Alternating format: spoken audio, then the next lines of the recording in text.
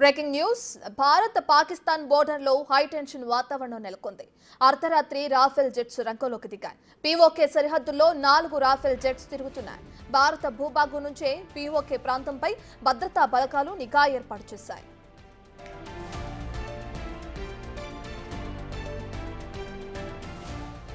Rafale jets ను ఎందుకు పంపించారు? భారీ దాడికి రంగం సిద్ధమవుతుందా? పీఓకేలో ఉగ్రవాద శిబిరాలను నామరూపాలు లేకుండా చేస్తారా? దాడికి వ్యూహాలను సిద్ధం చేయడానికే రాఫెల్ జెట్స్ పంపారా అనే ప్రశ్నలు ప్రస్తుతం హాట్ టాపిక్ గా మారాయి. ఓవైపు వరుసగా ప్రధాని మోదీ సమావేశాలు నిర్వహిస్తుండగానే మరోవైపు సరిహద్దుల్లో యుద్ధ సన్నాహాలు జరుగుతున్నాయి.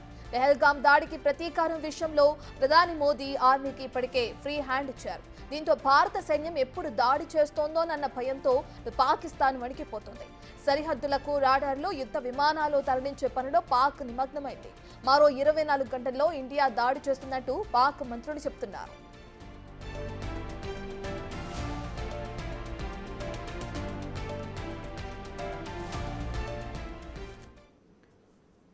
దీనికి సంబంధించిన పూర్తి డీటెయిల్స్ అందించడానికి శ్రీనగర్ నుంచి మా ప్రతినిధి శివ అందుబాటులో ఉన్నారు. శివ, మనం చూస్తున్నాం మరో 24 గంటల్లో భారత్ నుంచి అటాక్ ఉంటుంది మా పైన చెప్పి అటు పాక్ మంత్రి చెప్పడాన్ని ఎలా చూడొచ్చుంటారు? అంటే వాళ్ళలో ఒక విధంగా చెప్పాలంటే ఏదైతే పెహల్గాం ఉగ్రదాడి తర్వాత ఒక భయాందోళన వాతావరణం కనిపిస్తుంది మనకి, దానికి తగ్గట్లుగానే సన్నద్ధం అవుతున్నారు అనుకోవచ్చా?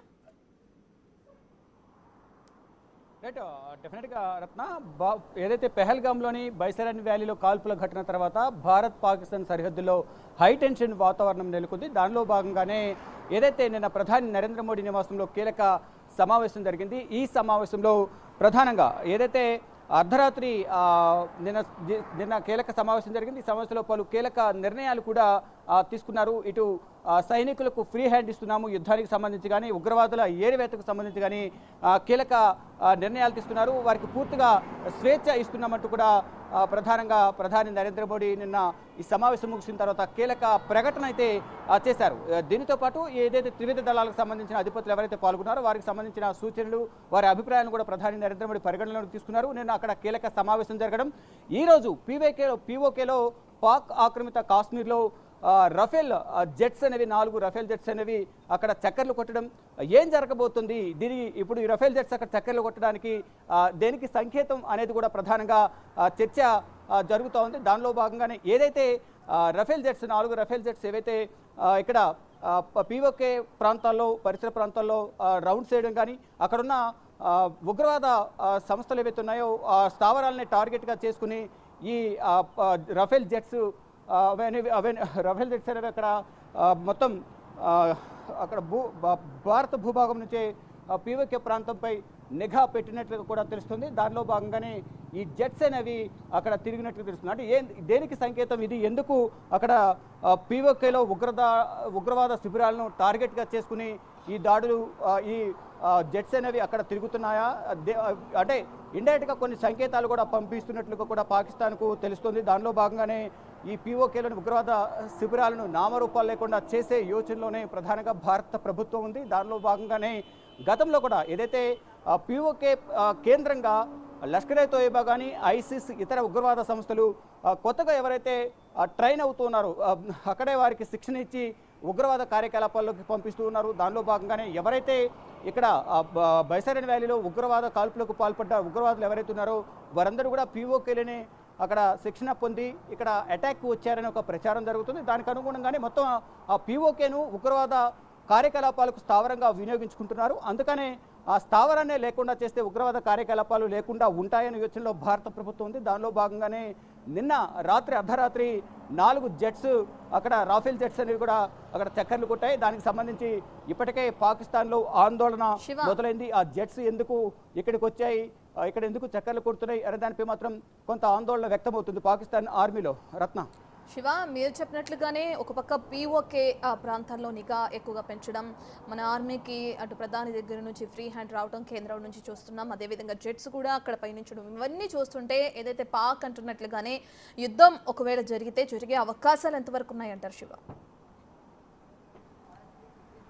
అదే డెఫినెట్గా ఏదైతే ప్రధానంగా ఇప్పుడు చూస్తున్నామో రాఫెల్ జెట్స్ను ఎందుకు పంపించారు, మరోవైపు భారీ దాడికి రంగం సిద్ధమవుతుందా అనే అది ప్రధానంగా కొన్ని ప్రశ్నలు లేవనెత్తుతున్నాయి, ప్రశ్నలు ఎదురవుతూ ఉన్నాయి. అంటే దీని అందరికీ కారణం ప్రధానంగా ఇప్పుడు ఢిల్లీలోని కీలక పరిణామాలే దీనికి కారణంగా కూడా చెప్తుంది. ఈ ప్రశ్నలన్నింటికి కూడా ప్రధాన కారణం ఢిల్లీలో ప్రధాని నరేంద్ర మోడీ నివాసంలో నిన్న కీలక సమావేశం జరగడం, మళ్ళా ఈరోజు 3 కీలక సమావేశాల్లో ప్రధాని నరేంద్ర మోడీ పాల్గొనడం. ఉదయం 11 గంటలకు కేంద్ర కేబినెట్ సమావేశం, తర్వాత సెంట్రల్ సెక్యూరిటీ సంబంధించిన సబ్ కమిటీ సమావేశం, ఆ తర్వాత పొలిటికల్ అఫైర్స్ కమిటీతో కూడా సమావేశం జరగడం. దీనిలో పలు కీలక నిర్ణయాలు తీసుకున్నట్లుగా కూడా తెలుస్తుంది. మరోవైపు ఏదైతే ఈ బైసారన్ వ్యాలీలో హిందువులను టార్గెట్గా ఉగ్రవాదులు కాల్పులు జరిపిన నేపథ్యంలో ఇటు ఆర్ఎస్ఎస్ చీఫ్ మోహన్ భగవత్ను కూడా పిలిచి ప్రధాని నరేంద్ర మోడీ ఆయనతో కూడా చర్చలు జరిపినట్టు తెలుస్తుంది. అంటే ఈ కాల్పులు జరిగిన తర్వాత పాకిస్తాన్పై భారత్ తీసుకునే నిర్ణయాలకు సంబంధించి ఇటు ఆర్ఎస్ఎస్కు సంబంధించి కూడా మోహన్ భగవత్కు ప్రధాని నరేంద్ర మోడీ వివరించినట్టుగా కూడా తెలుస్తోంది. ఈ నేపథ్యంలోనే ఏదైతే భారత్ పాకిస్తాన్ సరిహద్దుల్లో నెలకొన్న ఉద్రిక్తతకు సంబంధించి కూడా కీలక సమావేశాలు జరిగాయి. దాంట్లో కీలక నిర్ణయాలు తీసుకున్నారు. ఏదైతే రఫేల్ జెట్స్ ఏవైతే ఉన్నాయో అవి పాకిస్తాన్ భూభాగంలో చక్కర్లు కట్టడం, అందులోనూ పీఓకేలో ఏదైతే పాకిస్తాన్కు సంబంధించిన ఉగ్రవాద స్థావరాలు ఏవైతే ఉన్నాయో ఆ ఉగ్రవాద స్థావరాలను పేల్చేయాలి, అంటే ఉగ్రవాద స్థావరాలను లేకుండా చేయాలి, అవి లేకుండా చేస్తేనే ఉగ్రవాద కార్యకలాపాలు అక్కడ జరగకుండా ఉంటాయనేది కూడా ప్రధానంగా భావిస్తున్నారు. దానిలో భాగంగానే గతంలో కూడా మనం చూసాం, కేంద్ర హోంమంత్రి అమిత్ షా పీఓకే కోసం తన ప్రాణాలనైనా అర్పిస్తానంటూ కూడా ఇటు కేంద్ర హోంమంత్రి చెప్పారు. ఆ పీఓకేను అతి త్వరలోనే భారత్లో కలిపే యోచనలో కూడా భారత ప్రభుత్వం ఉంది. ఈ నేపథ్యంలోనే ఏ సమయంలోనైనా యుద్ధం రావచ్చు అనేది కూడా ఇటు పాకిస్తాన్ కూడా ఆందోళన వ్యక్తం చేస్తుంది. దానికి సంబంధించిన మంత్రులు కూడా, పాకిస్తాన్ మంత్రులు కూడా ఇదే కొన్ని కీలక వ్యాఖ్యలు చేస్తున్నారు. ఏ సమయంలోనైనా భారత్ పాకిస్తాన్పై దాడి చేసే అవకాశం ఉంటుందంటూ కూడా వారు కూడా కొంత భయపడుతున్న పరిస్థితి అయితే కనిపిస్తుంది. ఒకవేళ భారత్ దాడి చేస్తే అది తట్టుకునే ధైర్యం కానీ తట్టుకునే యోచనలో కానీ పాకిస్తాన్ లేనట్లుగా కూడా కనిపిస్తుంది. దానిలో భాగంగానే ఇటు ఆర్మీ చీఫ్ కానీ, మరోవైపు ప్రధానమంత్రి, మరోవైపు ఆర్మీ మేజర్లు, ఆర్మీ సైనికులు అందరూ కూడా యుద్ధానికి దూరం అవుతున్నట్టుగా కూడా తెలుస్తోంది.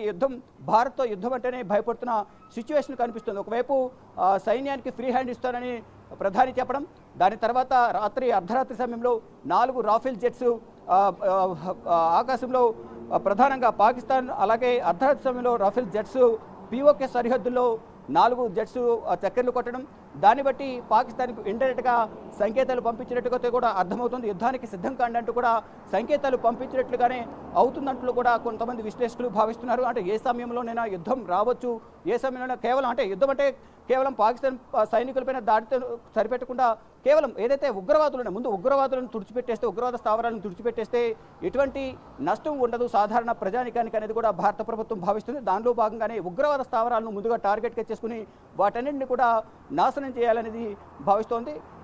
ఈ నేపథ్యంలోనే ఈ జెట్స్ రాఫెల్ జెట్స్ ద్వారా ముందుగా ఒక సంకేతాన్ని, ఇండైరెక్ట్గా సంకేతాన్ని పంపించారు యుద్ధానికి సిద్ధం కాడినట్టు.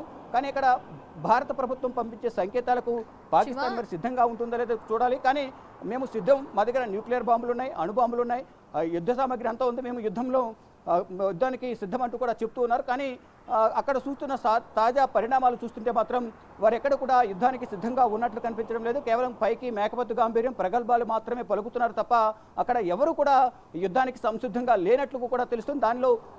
దానికి కారణం ప్రధానంగా ఆర్మీ మేజర్లు కానీ 1200 మంది సైనికులు కానీ రాజీనామాలు ఆర్మీ చీఫ్కు పంపించడం, ఆర్మీ మేజర్లు పాకిస్తాన్ విడిచి వేరే దేశానికి పారిపోవడం, స్వయాన ఆర్మీ చీఫే కుటుంబాన్ని వేరే దేశానికి తరలించడం, ఆయన కూడా ఆర్మీ చీఫ్ కూడా బంకర్లో దాక్కున్నారా లేదా ఆయన కూడా విదేశాలకు పారిపోయారా అనే ప్రచారం కూడా ప్రధానంగా జరుగుతూ ఉంది. కానీ దానికి సంబంధించి అధికారికంగా ఎక్కడ కూడా నేను ఎక్కడికి వెళ్ళలేదు, యాక్షన్లోనే ఉన్నాను అని చూపించుకోవడానికి ఆర్మీ చీఫ్ ఎక్కడ కూడా అధికారిక ప్రకటన కానీ మీడియా ముందుకు వచ్చి ప్రజెంట్ ఫర్దర్గా మేము ఇది చేయబోతున్నాము, యుద్ధానికి సిద్ధంగా ఉన్నామని కానీ స్వయంగా ఎక్కడ కూడా ఆర్మీ చీఫ్ ప్రకటన చేసిన దాఖలాలు ఎక్కడ కనిపించడం లేదు.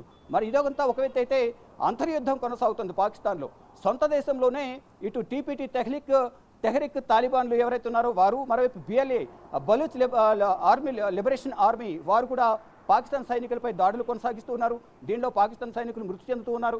ఈ నేపథ్యంలోనే సొంత దేశంలోనే అంతర్యుద్ధం కొనసాగుతుంది. మరోవైపు బయట దేశమైన భారతదేశాన్ని ఎదుర్కోవాలంటే ఏ విధంగా ఎదుర్కోవాలి, ఇటు అంతర్యుద్ధం చేయాలా సొంత దేశంలో, బయట దేశమైన భారతదేశాన్ని ఎదుర్కోవాలా, ఏం చేయాలనే దానిపై మాత్రం ఇంకా ఉద్రిక్తత అయితే కొనసాగుతోంది.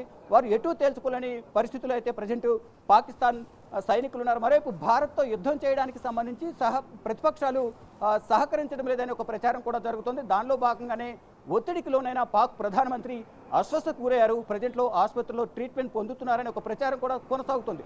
మరోవైపు ఏదైతే పాకిస్తాన్కు సంబంధించిన అన్ని సత్సంబంధాలు క్యాన్సిల్ చేసుకోవాలి, ఇక్కడున్న పాక్ జాతీయులందరూ కూడా తిరిగి వారి దేశానికి వెళ్ళిపోవాలంటూ కూడా ఎప్పుడైతే పెహల్గాంలో దాడి జరిగిన తర్వాత ఇటు భారత ప్రభుత్వం తీసుకున్న నిర్ణయాలు అక్కడ పాకిస్తాన్కి శరాఘాతంగా మారాయి. ఇటు సింధు నదీ జలాల ఒప్పందం అనేది విరమించుకోవడం, గతంలో ఉన్న ఒప్పందాన్ని తాత్కాలికంగా ఇప్పుడు విరమించుకోవడం ద్వారా అక్కడ పాకిస్తాన్లో నీటి కష్టాలని ఎక్కువయ్యాయి. ఆ నీటి కష్టాలు ఎక్కువ అవడం వల్ల అటు రైతులకు కానీ మరోవైపు ఇటు ప్రజలు కూడా తీవ్ర ఇబ్బందులు ఎదుర్కొంటున్నారు. ప్రభుత్వంపై తీవ్ర వ్యతిరేకత వ్యక్తమవుతుంది. వీటన్నింటిని చూస్తే పాకిస్తాన్ మాత్రం తీవ్ర ఆందోళన ఒత్తిడిలో ఉంది. కానీ ఇటు భారత్ మాత్రం వడివడిగా అడుగులు వేస్తుంది. పాకిస్తాన్పై యుద్ధానికి సై అంటూ కూడా కథన రంగంలోకి దూకుతోంది. రత్న. రైట్ శివ, ఏదైతే యుద్ధం ఒకవేళ పాక్తో జరిగే అవకాశాలు ఎక్కువగా కనిపిస్తున్నాయి, ఒకవేళ పాక్ భయపడుతున్నట్లుగా యుద్ధం జరిగితే ఎంతవరకు లాభ నష్టాలు ఉండే అవకాశం కనిపిస్తుంది? దీని గురించి ఒకసారి క్లియర్గా ఎక్స్ప్లెయిన్ చేస్తారా శివ? రైట్, డెఫినెట్గా ఏదైతే ఒకవేళ యుద్ధం అనేది జరిగితే మాత్రం వారికి సైనిక బలం అనేది పాకిస్తాన్కు లేని పక్షంలోనే మేము యుద్ధం చేయలేము అనేది కూడా పాకిస్తాన్ సైన్యం ముందుగానే ఒప్పుకుని మన దగ్గర భారత్ను ఎదుర్కొనేంత యుద్ధ సామగ్రి లేదు, సైనిక బలం లేదు, వారికున్నంత